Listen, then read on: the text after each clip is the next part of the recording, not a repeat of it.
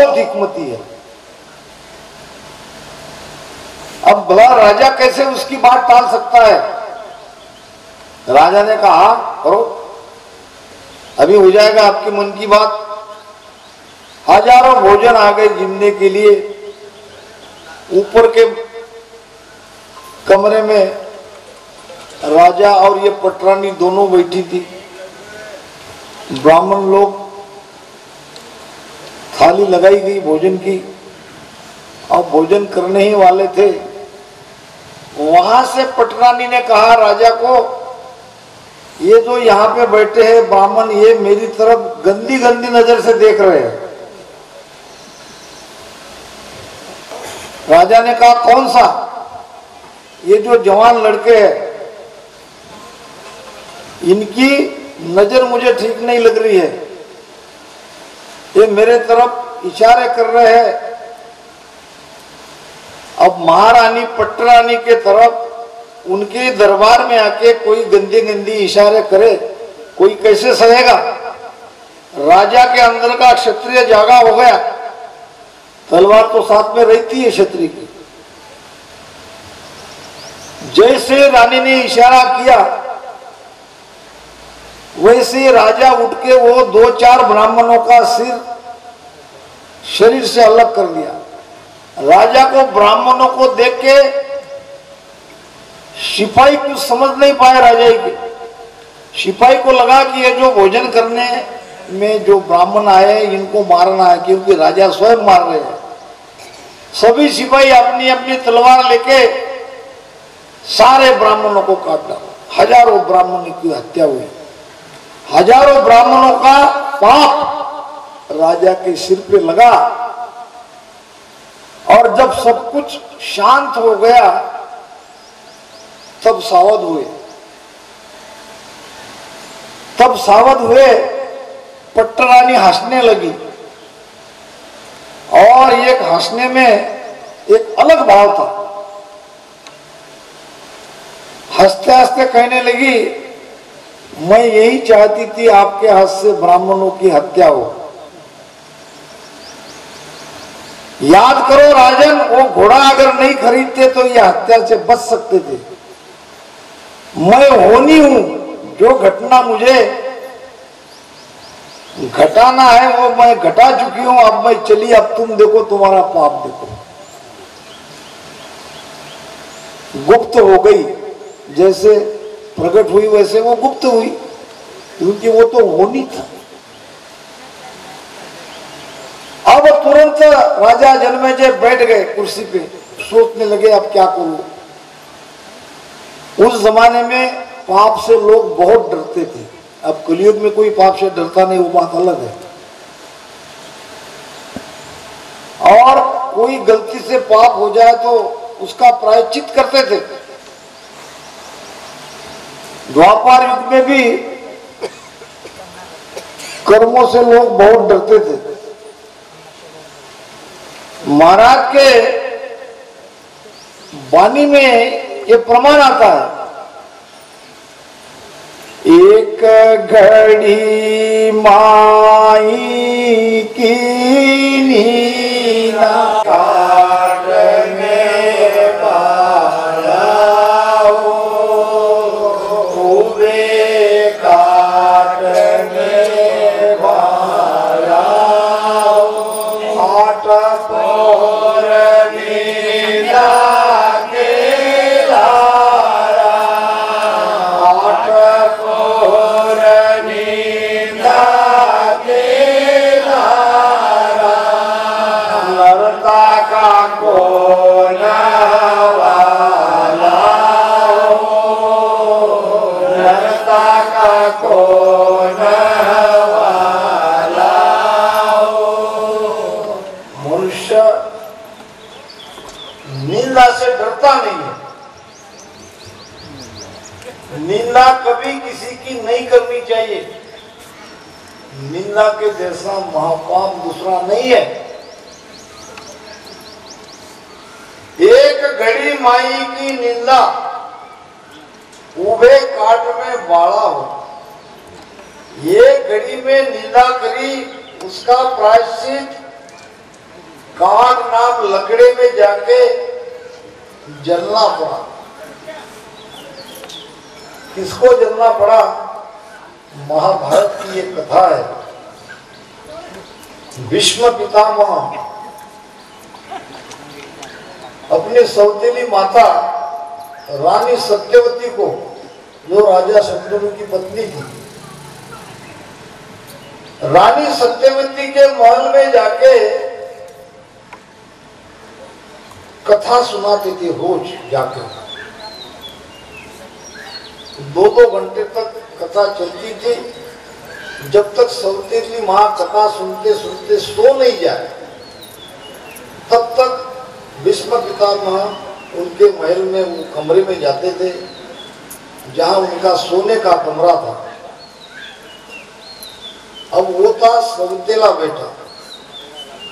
रानी सत्यवती के 2 पुत्र थे,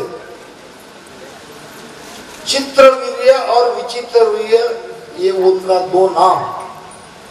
चित्रवीर्य का बेटा था पंडु और विचित्रवीर्य का बेटा था धृतराष्ट्र।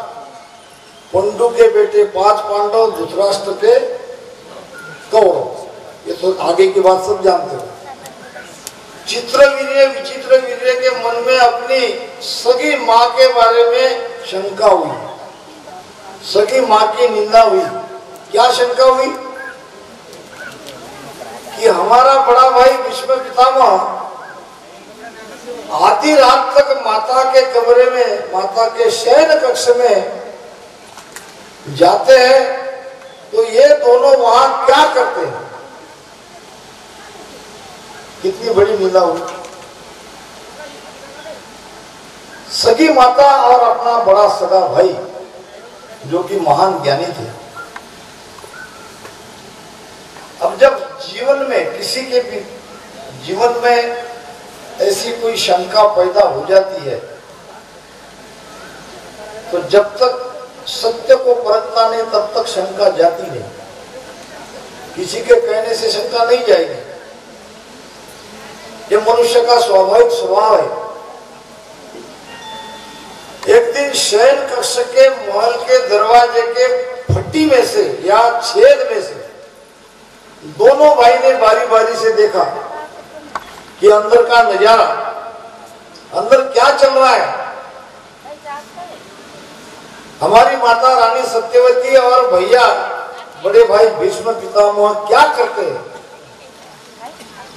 और जैसा मन में गंदा विचार आया, वैसा कुछ घटना वहां घटित नहीं हो रही थी। अंदर का दृश्य देख के आश्चर्यचकित हो गए। क्या देखा उन्होंने? पलंग पे माता सत्यवती लेटी हुई थी, नीचे बैठे थे भीष्म पितामह और कथा सुनते सुनते माता की लग गई आंख। अब उसी स्थिति में सत्यवती का एक पैर नीचे आ गया पलंग से। अब वो पैर के नीचे अपने मस्तक पे पैर लिया अपने सौतेली माता का। और ये दृश्य चित्रवीर्य विचित्रवीर्य ने देखा। ये क्या दिख रहा है? ये तो माता का पैर को छू भी नहीं रहा है। ये तो अपने माथे से पैर को पलंग पे रख रहे हैं। और हमने हमारी सगी माता और हमारे बड़े भाई के बारे में कैसा गंदा विचार किया, कैसा सोच लिया। रात भर सो न सके।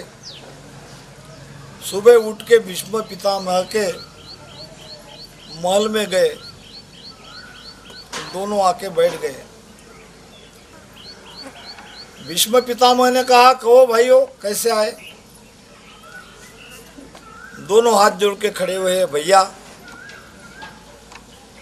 एक बात पूछनी थी। बहुत ज्ञानी थे, पूछो पूछो। कोई अपनी सगी माँ की निंदा करता है, कोई अपना सगे भाई की निंदा करता है, तो उसका क्या प्रायश्चित है? कर्म से डरते थे, निंदा करने से डरते थे, तो भीष्म पितामह ने सहज स्वभाव से ज्ञान का उत्तर ज्ञान से दिया। निंदा का प्रायश्चित क्या है जो शास्त्रों में लिखा था वो उन्होंने बता दिया। जब ये पूछ रहे थे तो भीष्म पितामह को पता नहीं था कि ये किसके बारे में पूछ रहे हैं। उन्होंने कहा अगर कोई अपनी सगी माँ की सगे भाई की निंदा करता है तो सूखा पेड़ देख के सूखे पेड़ के पास आजू बाजू में लकड़ियाँ लगा के जीते जी जल जाना चाहिए, तभी प्रायश्चित होता है, नहीं तो प्रायश्चित नहीं होता। अब दोनों भाई ने सुन लिया शास्त्रों में क्या लिखा है। दोनों ने एक में को तुरंत देखा, जीवन में आखिरी बार आंखों ही आंखों से निर्णय कर लिया कि प्रायश्चित करना है।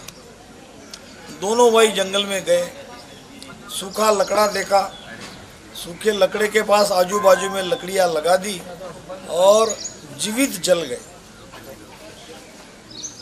कुछ देर बाद राज दरबार में खबर आई, चित्रवीर विचित्रवीर दोनों जल गए। अब तब भीष्म पितामह पछताने लगे, मुझे क्या पता था ये अपने बारे में पूछ रहे। मैं कोई और जवाब देता या कम से कम ये टाल देता, मगर वो भी नहीं टाल सके। कहने का भाव यह है कि राम राम भजन से कर्म जरूर कटता है। के सुख के सुख राम शरण हर तेरी, ऐसी मोय बताई।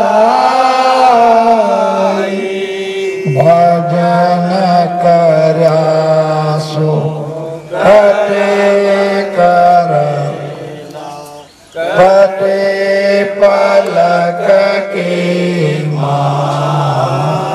भजन करया सो कर्म कटेला, कटे पलक की माई।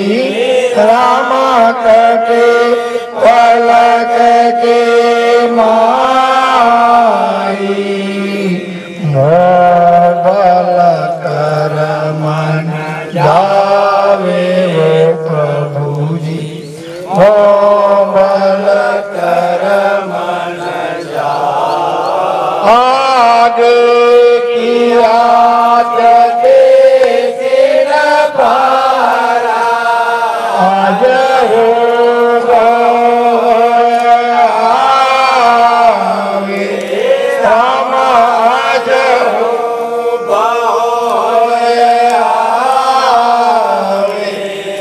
मोबल कर मन जावे प्रभु जी, मोबल कर मन जावे। क्या कह रहे महाराज?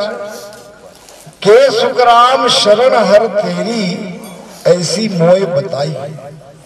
मुझे ऐसा बताया गया कि जो कोई भगवान के शरणा में ले जाके उनका नाम रटन करता है, भजन करता है, भजन किया सो कर्म कटेला, कटे पलक के माई। पलक किसको कहते? बस बस बस। अब अगर ये पलक में हमारा कर्म कट गया तो हम सबको तो मोक्ष में जाना चाहिए। अभी तो मोक्ष की स्थिति होनी चाहिए थी। महाराज तो झूठ नहीं बोल रहे, महाराज जी झूठ नहीं बोल रहे, ये बिल्कुल बरोबर है। मगर ये कारण है संचित कर्म तो कट रहा है, क्रियमान हो रहा है। इधर तो जमीन पे पानी गिरा हुआ है, पानी जमा हुआ है, ये पानी तो जा रहा है, मगर इधर से बारिश हो रही है। ये पानी तो यहाँ से निकल रहा है, इधर से इधर से कर्म हो रहा है, क्रियमान कर्म, इसकी तरफ देख नहीं रहे। संचित वजन से कट रहा है, क्रियमान हो रहा है, नए कर्म चार्ज हो रहे हैं, और इसीलिए वो स्थिति नहीं बन रही। भजन करने से कर्म कटता है, ये 100% सत्य। मगर क्रियमान कर्म का करता तो आपका मन है, वो नहीं बंद हो रहा है। इसीलिए क्रियमान कर्म से डरो। भगवान गौतम बुद्ध में, उनके सत्संग में एक जिज्ञासु आया। अब उन्होंने कहा, भगवान आप तो सभी को सरी का ज्ञान देते हैं। उसने कहा, हाँ, ज्ञान तो सभी को एक सरी का दिया जाएगा,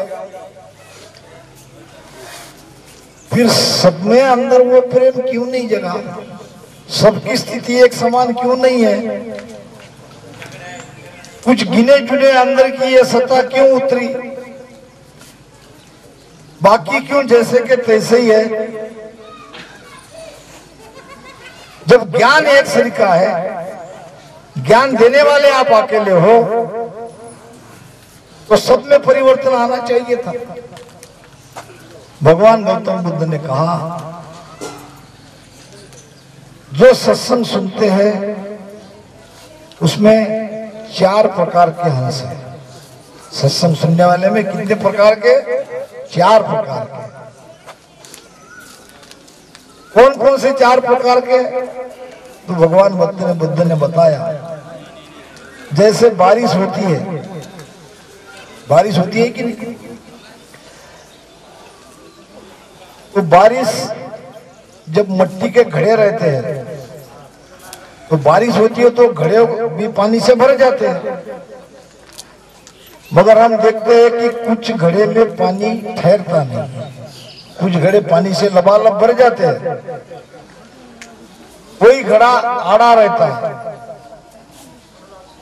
कोई खड़ा रहता है, कोई उल्टा रहता है, किसी किसी घड़े में छेद रहते हैं। अब कोई आड़ा है तो कोई खड़ा है, तो कोई उल्टा है तो कोई छेद वाला है।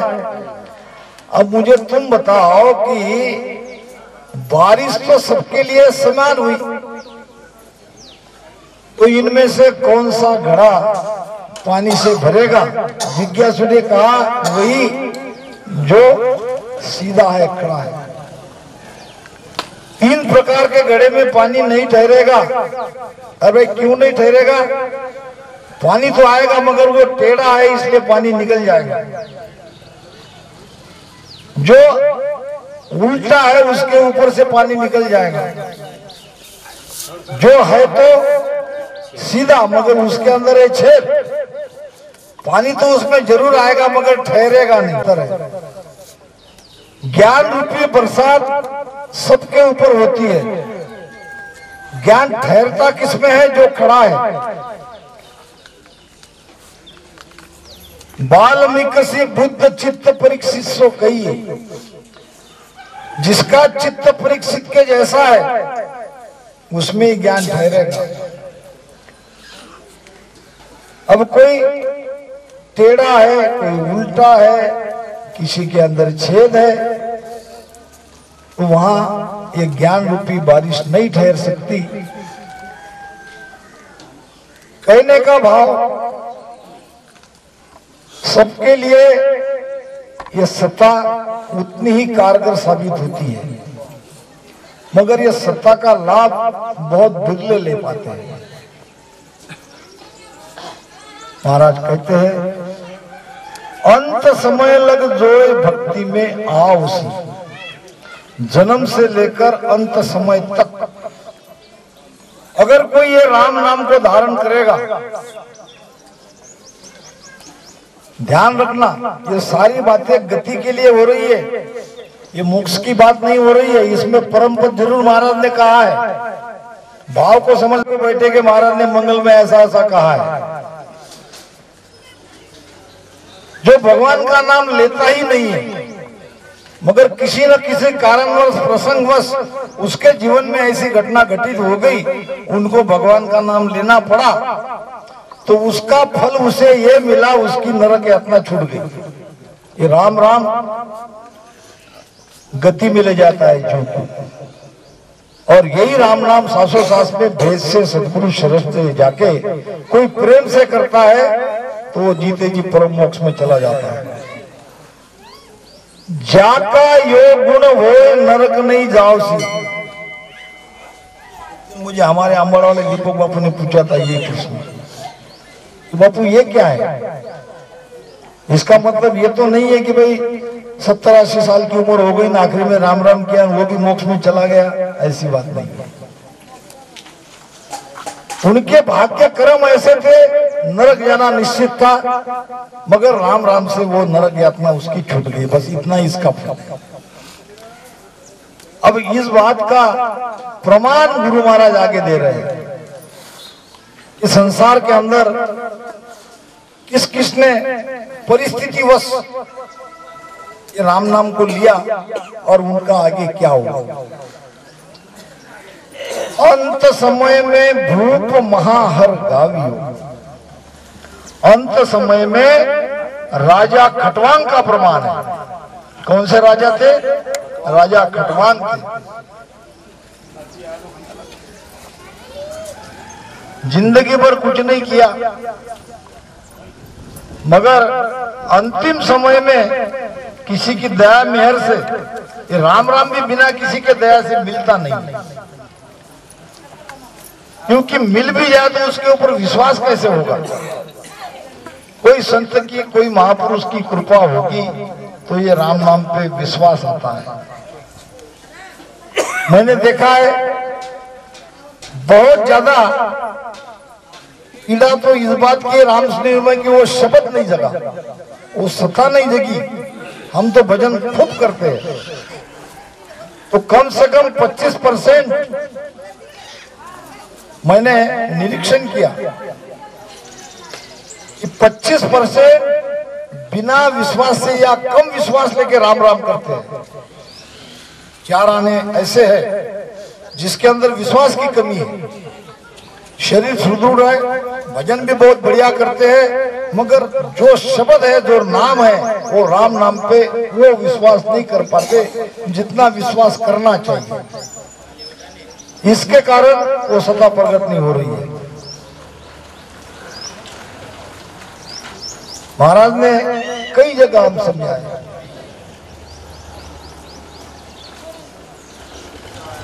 ये सुख राम सुनो नर नारी, ये सुख राम सुनो नर नारी, मोह में वो गुण होई मेरे रामा, मोह में वो गुण होई, जो चिंता मन में गुण प्रगटे, जो चिंता मन में गुण प्रगटे, निज मन माने लोई बांधा वो जुग मोयल जाने, हो बांधा यो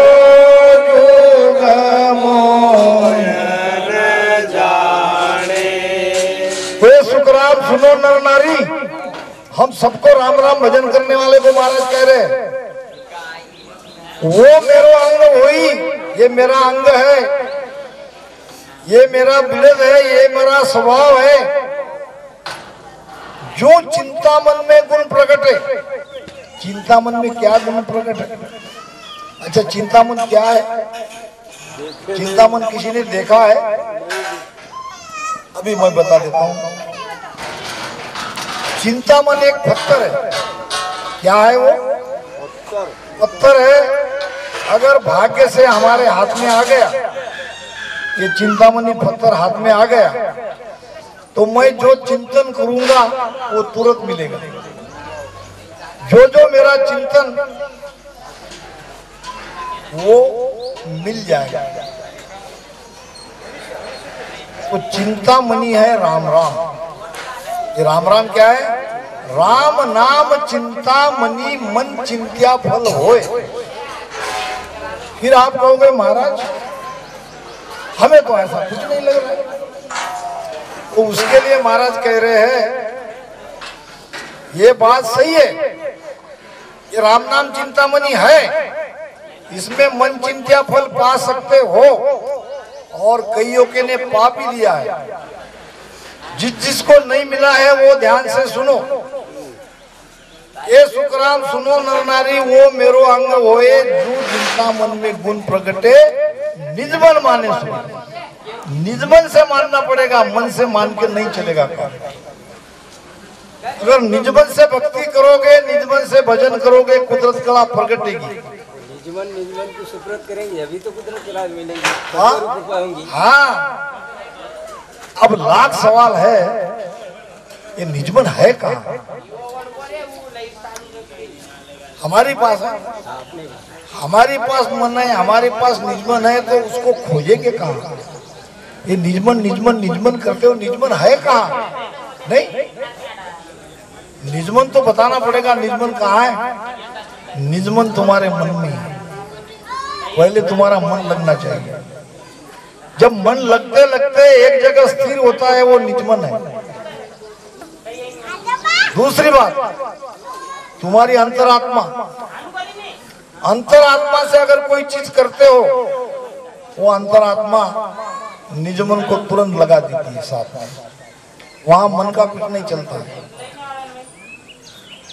तो निजमन लगाने के लिए मन को लगाना पड़ता है। मन को लगाने का उपाय बताया, सांसों सांस में राम राम रटन करना और सांसों सांस में देखते रहना। मन के विचार आएंगे जाएंगे, अचानक वो विचार की तरफ आपका ध्यान अगर हट गया तो आपने मन को रोक लिया। मन को रोके पर भक्ति आगे नहीं बढ़ती है। इसी को यहां मैं कह के जा रहा हूं आप सबके सामने।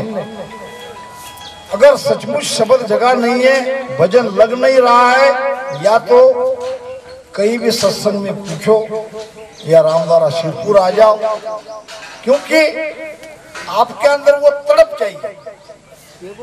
तड़प आपके अंदर नहीं है, कोई आपके अंदर प्रकट नहीं करा सकता। परम पद को प्रेम आपको आप ही माई। प्रेम आपको करना है और आपके अंदर ही आपको प्रेम करना है। परम पद को नाम आपको आप ही जपाई, वो भी नाम आपका है और आपको ही वो जपना है।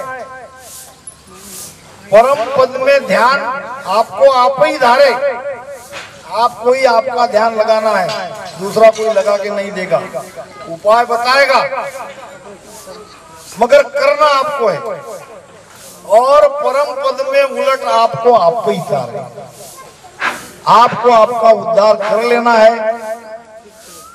ज्ञान सत्संग संतों का संग आपके अंदर तड़प जगाती है, तो नित्य नेम से सत्संग करो, तड़प को जगाओ, अपनी मोक्ष प्राप्ति की भूख को बढ़ाओ और संतों के संग आके भजन सुमिरन करो। पूछो, आज ये समय है। बहुत ही बड़े बड़े संत आज हमारे बीच नहीं है, फिर भी जो भी अब है ये भी कल नहीं रहेंगे। इस बात को ध्यान में रखो। मैं तो ये कहता हूं, बायांग से संतों का स्वागत सत्कार करने के बजाय उनसे कुछ पूछो, उनके पास बैठो। क्या आपको ध्यान सुमिरन में आगे नहीं बढ़ रहा है, क्या परेशानी है, ये ज्यादा पूछो। बाह्य स्वागत नहीं किया तो भी चलेगा, ये तो अंदर से हम चाहते नहीं, हम जब मानते नहीं तब बात अलग हो जाती है। क्योंकि बाह्यांग से ही करते रहोगे, अंतरांग नहीं करोगे, भजन भक्ति नहीं करोगे तो कोई लाभ नहीं होगा।